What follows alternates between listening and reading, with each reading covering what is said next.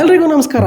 ಈ ವಿಡಿಯೋದಲ್ಲಿ ನೀವು ಮುಂಚೆ ಎಲ್ಲೂ ನೋಡದ, ಎಲ್ಲೂ ಕೇಳಿರದ ಕೆಲವು ಅದ್ಭುತ ವ್ಯಕ್ತಿಗಳನ್ನ ಮತ್ತು ವ್ಯಕ್ತಿಗಳು ಮಾಡಿರೋ ಕೆಲಸಗಳನ್ನ ತೋರಿಸ್ತಾ ಇದ್ದೀನಿ. ಇದ್ರಲ್ಲಿ ಕೆಲವ್ರು ನೋಡ್ತಾ ಇದ್ರೆ ನಗು ಬರುತ್ತೆ, ಆದ್ರೆ ಯೋಚನೆ ಮಾಡಿದ್ರೆ ಮಾತ್ರ ಏನ್ ತಲೆ ಗುರು ಅನ್ಸುತ್ತೆ. ಇನ್ಯಾಕ್ ತಡ ಮತ್ತೆ ಸ್ಟಾರ್ಟ್ ಮಾಡೋಣ ಬನ್ನಿ. Let's begin hour episode. ಎಲ್ರಿಗೂ ಮಿಸ್ಟರ್ ಬೀನ್ ಗೊತ್ತೇ ಇರುತ್ತೆ. ಮಿಸ್ಟರ್ ಬೀನ್ ಸೀರೀಸ್ ಅಲ್ಲಿ ಮಿಸ್ಟರ್ ಬೀನ್ ಮಾಡೋ ಫನ್ನಿ ಕೆಲ್ಸಗಳನ್ನ ನೋಡಿ ನಮ್ಗೆಲ್ಲ ಸಖತ್ ನಗು ಬರುತ್ತೆ ಅಲ್ವಾ. ಹಾಗೆ ಒಂದು ಸೀನ್ ನಲ್ಲಿ ಸೇಮ್ ಮಿಸ್ಟರ್ ಬೀನ್ ಕಾರ್ಗೆ ಹೇಗ್ ಬೀಗ ಆಗ್ತಾನೋ, ಇಲ್ಲಿ ನಮ್ಮ ಬುದ್ಧಿವಂತ ಭಾರತೀಯನು ಕೂಡ ಡೋರ್ ಲಾಕ್ ಮಾಡೋಕ್ಕೆ ಅಂತ ಬೀಗನೇ ಯೂಸ್ ಮಾಡ್ತಾವನೆ. ನೋಡು ಗುರು, ಸೈಕಲ್ ಅಲ್ಲಿ 4 ಇಟ್ಗೆಗಿಂತ ಹೆಚ್ಚಾಗಿ ತಗೊಂಡು ಹೋಗಕ್ಕಾಗಲ್ಲ. ಹಬ್ಬ ಅಂದ್ರೆ ಒಂದ್ 10 ಅನ್ಕೊಳ್ಳಿ. ಆದ್ರೆ ಇಲ್ಲಿ ನೋಡ್ರಿ, ಇಟ್ಗೆ ರಾಶಿ. ಇವ್ರು ಮಾತ್ರ ಅವ್ರ ತಲೆನ ಫುಲ್ಲು ಯೂಸ್ ಮಾಡಿ ಆ ಸೈಕಲ್ನ ಪೂರ್ತಿಯಾಗೆ ಯೂಸ್ ಮಾಡ್ಬಿಟ್ಟವ್ರೆ. ಇಲ್ಲಿವರೆಗೂ ನೀವು ಟ್ರೈನಲ್ಲಿ ನೇತಾಡ್ಕೊಂಡು ತಡಿಯಕ್ಕಾಗದೆ, ಬಾಳಕ್ಕಾಗದೆ, ಬಿಡಕ್ಕಾಗದೆ ನಮ್ಮ ಜನ್ಮಕ್ಕೆ ಟ್ರೈನ್ ಆಚೆ ಕೂಡ ನಿಂತ್ಕೊಂಡಿರೋರ್ನ ನೋಡಿರ್ತೀರಾ.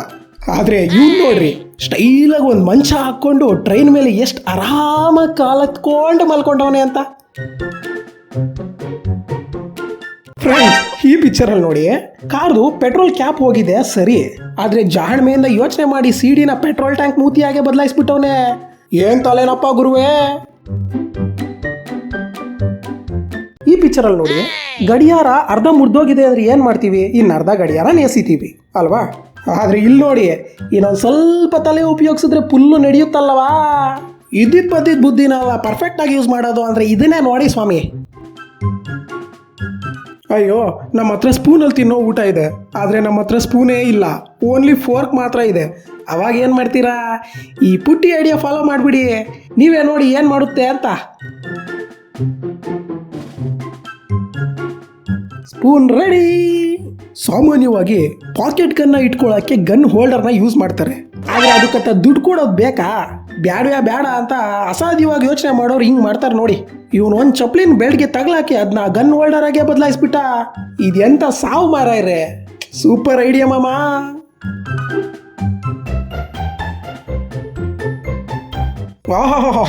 ಮಾಮೂಲಿ ಆಗಿಲ್ಲ ಈ ಹುಡುಗನ ಬುದ್ಧಿವಂತಿಕೆ. ಚೇರ್ದು 2 ಕಾಲು ಮುರಿದೋಗಿದ್ರೆ ಸಾಧಾರಣವಾಗಿ ನಾವೇನ್ ಮಾಡ್ತೀವಿ?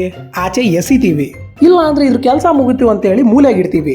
ಆದ್ರೆ ಈ ಬಾಲಕ ಬುದ್ಧಿವಂತಿಕೆಯಿಂದ ಬುದ್ಧಿ ಉಪಯೋಗಿಸಿ ಹಿಂಗ್ ಮಾಡ್ತಾವ್ ನೋಡ್ರಿ. ಸೂಪರ್ ಅಲ್ವಾ? ನಿಮ್ಮಲ್ಲಿ ಸೋಫಾ ಸೆಟ್ಟು ಹೊಡೆದೋದ್ರೆ ಎಸೆಯೋಷ್ಟು ಅವಶ್ಯಕತೆನೇ ಇಲ್ಲ. ಈಗ ಎಲ್ಲ ಬುದ್ಧಿವಂತರಾಗಿ ಅಲ್ಲಿ ನೋಡಿ, ಅದ್ರ ಮಧ್ಯದಲ್ಲಿ ಕುರ್ಜಿ ಇಟ್ರೆ ಸಾಕು, ಅದು ಕುರ್ಜಿ ಸೋಫಾ ಅಥವಾ ಸೋಫಾ ಕುರ್ಜಿ. ಅಯ್ಯೋ, ಏನೋ ಒಂದು ಬಿಡಿ, ಕೆಲಸ ಮುಗೀತಲ್ವಾ ಒಟ್ನಲ್ಲಿ, ಅಷ್ಟು ಸಾಕು.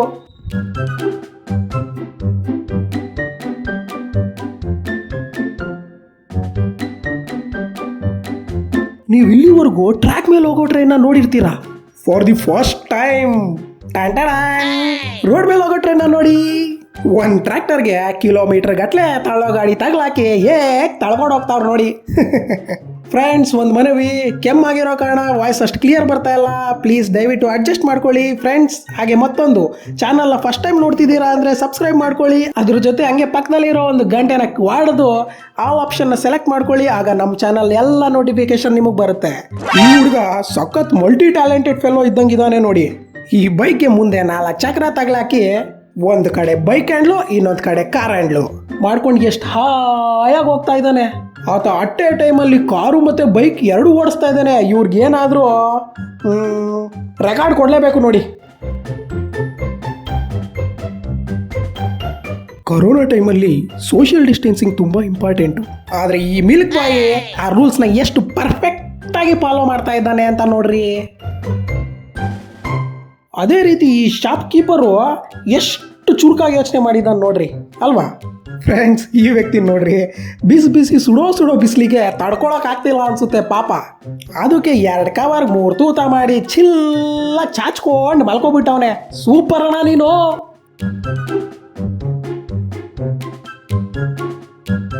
ಈ ವ್ಯಕ್ತಿ ಅವನ ಬೈಕ್ಗೆ ಒಂದು ಟಾಪ್ ಹಾಕ್ಬಿಟ್ಟು ಬೈಕ್ ಭವಿಷ್ಯನೇ ಚೇಂಜ್ ಮಾಡ್ಬಿಟ್ಟ, ಬೈಕ್ನ ಆಟೋನೇ ಮಾಡ್ಬಿಟ್ಟ. ನೋಡ್ಕೊಳ್ಳಿ ಫ್ರೆಂಡ್ಸ್.